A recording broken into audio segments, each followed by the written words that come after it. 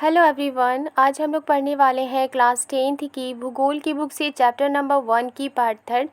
पिछले क्लास में हमने पार्ट 1 और पार्ट 2 कंप्लीट कर लिया था। आई होप आपने वो वीडियो देख लिया है। आज हम लोग पढ़ेंगे संसाधनों का संरक्षण से। तो चलिए पढ़ते हैं संसाधनों का संरक्षण। संरक्षण मीन्स होता है बचाव करना। जो संसाधन है यानी जिस चीज़ का हम लोग इस्तेमाल करते हैं, यूज़ करते हैं, वो हमारे लाइफ को इजी बनाता है, हमारे काम को आसान बनाता है, वो सारी चीज़ें संसाधन होती हैं। अब इन संसाधनों का संरक्षण कैसे किया जाए, इनका बचाव कैसे किया जाए। संसाधन किसी भी तरह के विकास में महत्वपूर्ण भूमिका निभाते हैं। यानी कोई भी चीज़ है जिसका हम लोग यूज़ कर रहे हैं, वो डेवलपमेंट में, विकास में अपनी एक इम्पॉर्टेंट रोल निभाते हैं। अगर कोई संसाधन है जिसका हम लोग यूज़ करते हैं और उससे हमारी लाइफ इजी होती है, हमारा काम आसान होता है, तो हमारे काम आसान होने की वजह से हमारा क्या होता है, विकास होता है। किसी राज्य का विकास होता है, किसी देश का विकास होता है। इसीलिए यहाँ लिखा है कि संसाधन किसी भी तरह के विकास में इम्पॉर्टेंट रोल निभाते हैं।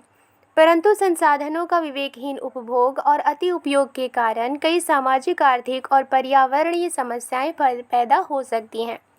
लेकिन अगर संसाधनों का बिना सोचे समझे अगर उसका यूज़ किया जाए, विवेकहीन उपभोग मीन्स बिना सोचे समझे उसका यूज़ किया जाए और अति उपयोग यानी ज़्यादा अगर यूज़ किया जाए, तो इसकी वजह से कई सामाजिक, आर्थिक और पर्यावरणीय समस्याएं पैदा हो सकती हैं।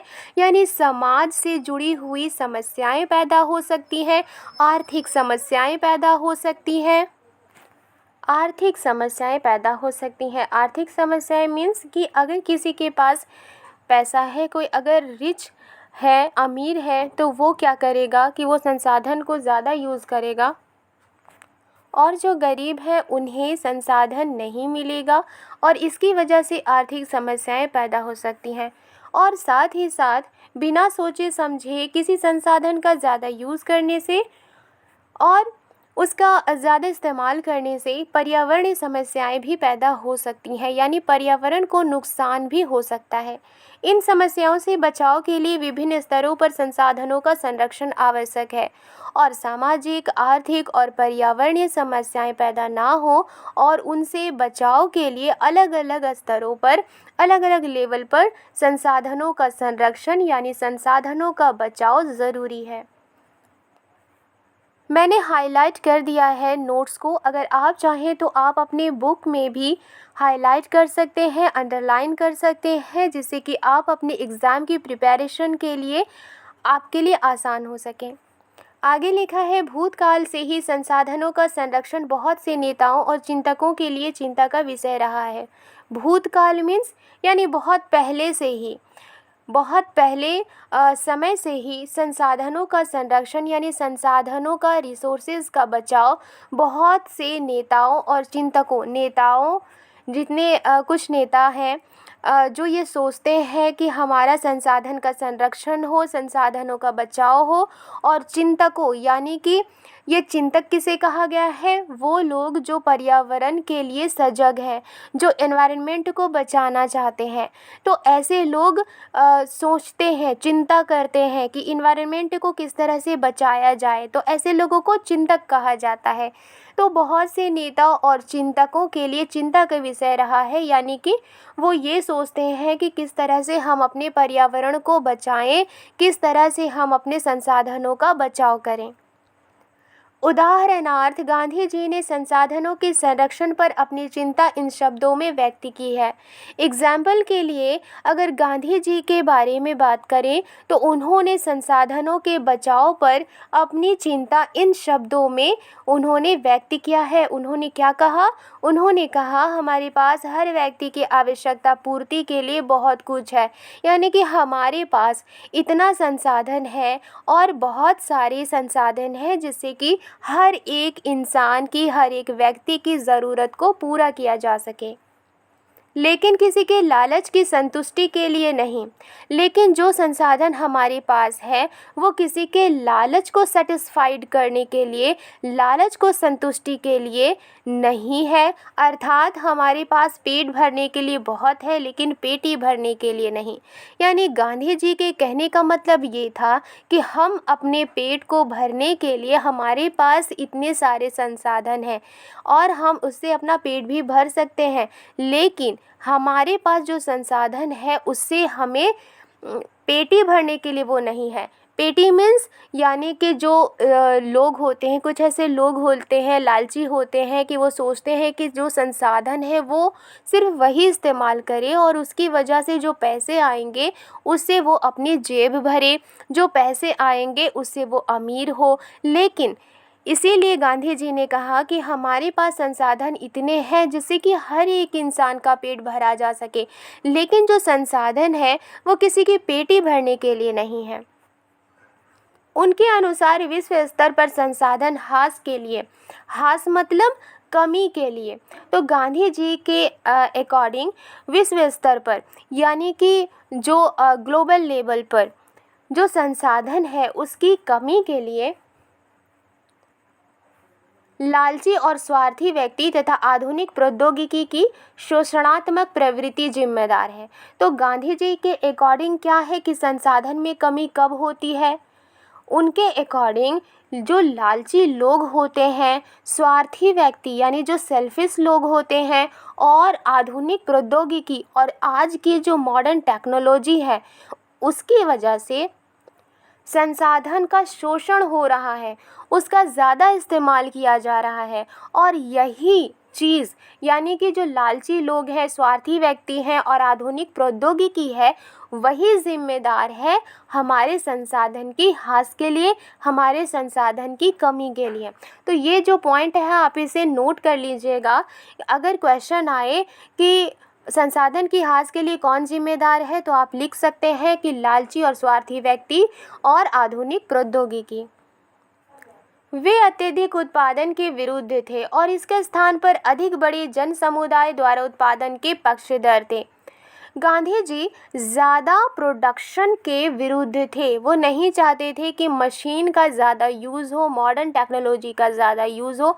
इसकी जगह पर वो अधिक बड़े जन समुदाय द्वारा यानी कि जो लोग हैं उनके ज़रिए ही जो प्रोडक्शन होगा उसी के फेवर में वो थे, उन्हीं के पक्षधर थे। ऐसा क्यों? क्योंकि जो गांधी जी थे वो सोचते थे कि अगर मशीनों का ज़्यादा यूज़ अगर किया जाएगा तो मशीन क्या करेगा, वो जो लोग हैं उनकी जगह ले लेगा और जो लोग हैं उन्हें नौकरी नहीं मिलेगी। इसी वजह से गांधी जी ये सोचते थे कि मशीनों की जगह पर यानी कि जो लोग हैं उन्हें ज़्यादा नौकरी मिले, और इसीलिए यहाँ लिखा है कि जन समुदाय द्वारा, लोगों के द्वारा प्रोडक्शन के वो फेवर में थे। अंतर्राष्ट्रीय स्तर पर व्यवस्थित तरीके से संसाधन संरक्षण की वकालत 1968 में क्लब ऑफ रोम ने की। यानी कि ग्लोबल लेवल पर अच्छे तरीके से संसाधन के बचाव की वकालत 1968 में क्लब ऑफ रोम ने की। इसके बाद 1974 में सुमेसर ने एक बुक लिखी थी, स्मॉल इज़ ब्यूटीफुल। उन्होंने अपनी इस बुक में गांधी जी के दर्शन की एक बार फिर से पुनरावृत्ति की है, यानी गांधी जी की क्या सोच थी इसके बारे में उन्होंने बताया है। 1987 में ब्रुंडटलैंड आयोग रिपोर्ट के जरिए वैश्विक स्तर पर संसाधन संरक्षण में मूलाधार योगदान किया गया। अब 1987 में जो आयोग के तरफ से जो रिपोर्ट आया था उसके अकॉर्डिंग जो संसाधन है उसको बचाव के लिए इसमें योगदान किया गया। इस रिपोर्ट ने सतत पोषणीय विकास यानी सस्टेनेबल डेवलपमेंट की संकल्पना प्रस्तुत की। यानी कि इस रिपोर्ट में ये बताया गया कि हमें सतत पोषणीय विकास को बनाए रखना चाहिए कि जब कोई किसी भी संसाधन का जब कोई यूज़ करता है तो उसको इस तरह से यूज़ करे कि आने वाली पीढ़ी को भी वो संसाधन मिले। और संसाधन संरक्षण की वकालत की, यानी कि संसाधन को बचाना है इसकी वकालत की। ये रिपोर्ट बाद में हमारा साझा भविष्य और कॉमन फ्यूचर शीर्षक से पुस्तक के रूप में प्रकाशित हुई। यानी कि ये रिपोर्ट थी किसकी तरफ से आई थी? ये रिपोर्ट आई थी ब्रुंडटलैंड आयोग के द्वारा। तो जब ये रिपोर्ट इसके जो आयोग है उसके द्वारा जब आई थी, तो हमारा साझा भविष्य और कॉमन फ्यूचर शीर्षक के नाम से पुस्तक के रूप में प्रकाशित हुई। इस संदर्भ में एक और महत्वपूर्ण योगदान रियो डी जेनेरो ब्राज़ील में 1992 में आयोजित पृथ्वी सम्मेलन द्वारा किया गया। और इसी संदर्भ में, यानी कि जो संसाधन संरक्षण की बात है और सतत पोषणीय विकास की बात है, तो इसी के संदर्भ में एक और इम्पॉर्टेंट योगदान, एक important contribution Rio de Janeiro Brazil में 1992 में आयोजित हुई थी पृथ्वी सम्मेलन, उसके द्वारा किया गया। भू संसाधन, भू मीन्स ज़मीन। तो ज़मीन क्या है? ज़मीन को भी हम लोग यूज़ करते हैं, ज़मीन का भी इस्तेमाल करते हैं। तो ज़मीन भी क्या है? एक संसाधन है। यहाँ लिखा है हम भूमि पर रहते हैं, यानी कि हम ज़मीन में रहते हैं। इसी पर अनेकों आर्थिक क्रियाकलाप करते हैं, तरह तरह के हम लोग काम करते हैं और विभिन्न रूपों में इसका उपयोग करते हैं और हर एक तरह से हम लोग इसका यूज़ करते हैं। जैसे कृषि में यूज़ करते हैं, कारखानों के रूप में यूज़ करते हैं, बिल्डिंग्स के रूप में यूज़ करते हैं, कई तरह से हम लोग इसका यूज़ करते हैं। अतः भूमि एक महत्वपूर्ण प्राकृतिक संसाधन है और इसीलिए जो ज़मीन है वो क्या है? एक इम्पॉर्टेंट नेचुरल रिसोर्सेज है, एक महत्वपूर्ण प्राकृतिक संसाधन है। प्राकृतिक वनस्पति यानी जो नेचुरल वेजिटेशन होते हैं, वन्य जीवन यानी जो जंगल में रहने वाले जानवर हैं, मानव जीवन और इंसान, आर्थिक क्रियाएं और जो पैसे से जुड़ी हुई जो भी हम काम करते हैं, जैसे कृषि करते हैं, तो कृषि से हम क्या करते हैं कि अनाज उत्पादन करते हैं, इसके बाद हम उसे मार्केट में सेल करते हैं और उससे पैसे आते हैं। साथ ही साथ कारखाने बनाए जाते हैं। और परिवहन मीन्स जो यातायात के साधन होते हैं, एक जगह से दूसरी जगह जाना परिवहन है। तथा संचार व्यवस्थाएं, यानी एक दूसरे से कम्युनिकेशन की जो व्यवस्थाएं हैं भूमि पर ही आधारित हैं। ये सारी चीज़ें किस पर आधारित हैं? किस पर डिपेंड है? भूमि पर, यानी ज़मीन पर। परंतु भूमि एक सीमित संसाधन है। लेकिन भूमि क्या है? भूमि एक सीमित संसाधन है, लिमिट में है।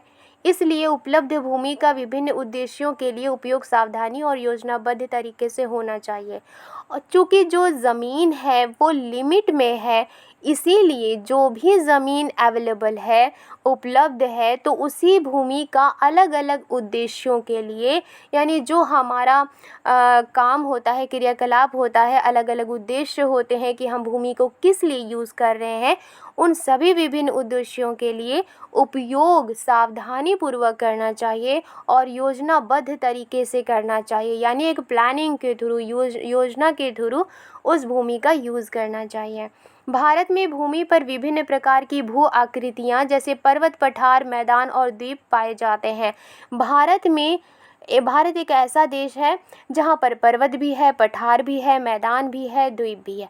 तो भारत में जो भूमि है उसका अलग अलग तरह की भू आकृतियाँ पाई जाती हैं, जैसे कि पहाड़ है, राइट, और पठार है। पठार कैसे होते हैं? ऊंचे होते हैं लेकिन ऊपर से ऐसे प्लेन होते हैं, तो वो पठार है। मैदान है और द्वीप पाए जाते हैं। द्वीप किसे कहते हैं? जो ज़मीन का टुकड़ा जो चारों तरफ पानी से घिरा हुआ हो।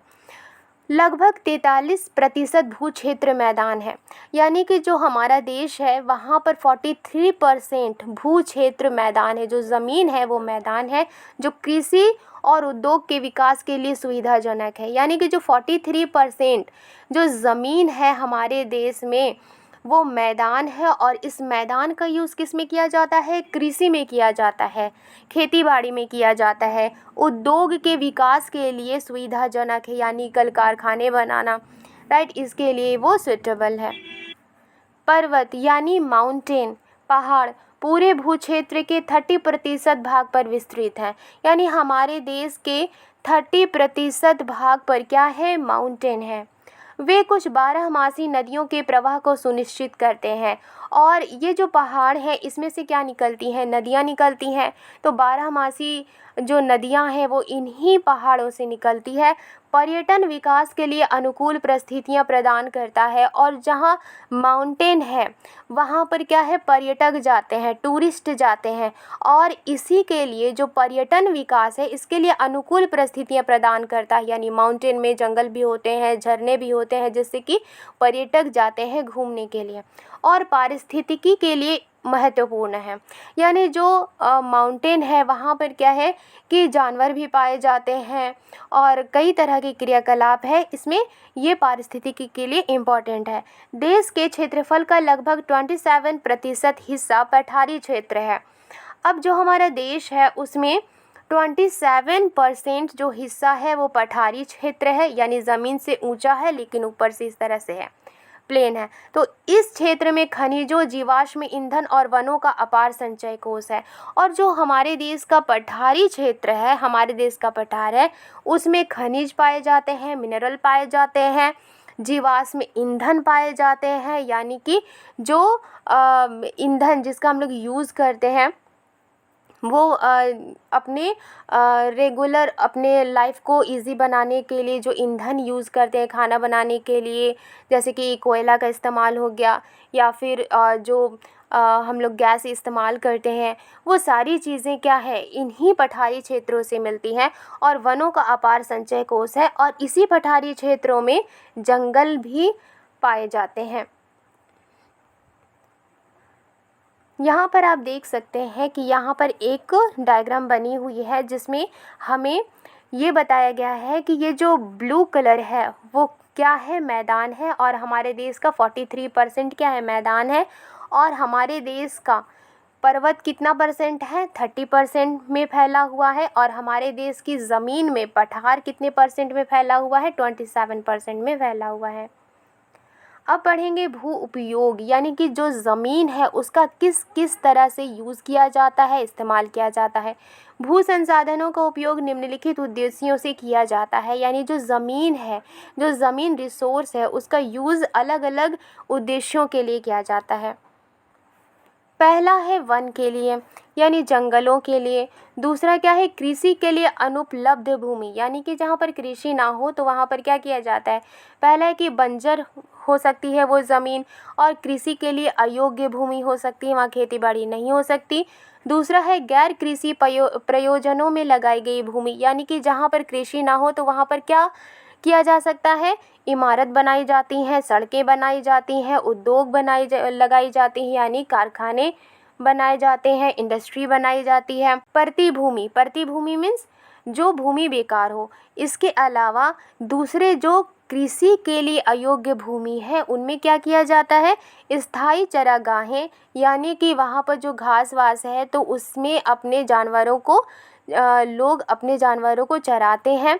तथा अन्य गोचर भूमि, विविध वृक्षों, वृक्ष फसलों तथा उपवनों के अधीन भूमि, यानी अलग अलग तरह के जो वृक्ष होते हैं, वृक्ष की फसलें होती हैं। और जो उपवन के अधीन भूमि, यानी कि जो शुद्ध बोए गए क्षेत्र में शामिल नहीं है, ये सारी जो भूमि है इस तरह से उनका उपयोग किया जाता है। नेक्स्ट है कृषि योग्य बंजर भूमि, जहाँ 5 से अधिक वर्षों से खेती ना की गई हो। यानी कि कृषि के लायक जो भूमि होती है लेकिन वो बंजर भूमि है जहाँ 5 से अधिक सालों से खेती ना की गई हो। प्रतिभूमि, प्रतिभूमि मीन्स बेकार भूमि। वर्तमान प्रति, जहाँ एक कृषि वर्ष या उससे कम समय से खेती ना की गई हो। वर्तमान प्रतिभूमि के अतिरिक्त अन्य प्रतिभूमि या पुरातन प्रति, यानी कि जो प्रेजेंट में जो प्रतिभूमि है इसके अलावा दूसरे जो प्रतिभूमि है जहाँ 1 से 5 कृषि वर्ष से खेती ना की गई हो। नेक्स्ट है शुद्ध, यानी निवल बोया गया क्षेत्र, वो भूमि जिस पर फसलें उगाई वो काटी जाती हैं, वो शुद्ध यानी निवल बोया गया क्षेत्र कहलाता है, यानी जहाँ पर खेती की जाती है। एक कृषि वर्ष में एक बार से अधिक बोए गए क्षेत्र को शुद्ध निवल बोए गए क्षेत्र में जोड़ दिया जाए तो वो सकल कृषि क्षेत्र कहलाता है। इस फिगर में देख सकते हैं कि किस तरह से भूमि का यूज़ किया जाता है। नेक्स्ट क्लास में भारत में भू उपयोग प्रारूप से पढ़ेंगे। वीडियो पसंद आई है तो लाइक एंड सब्सक्राइब करना मत भूलिएगा। मिलती हूँ नेक्स्ट वीडियो में। Thank you.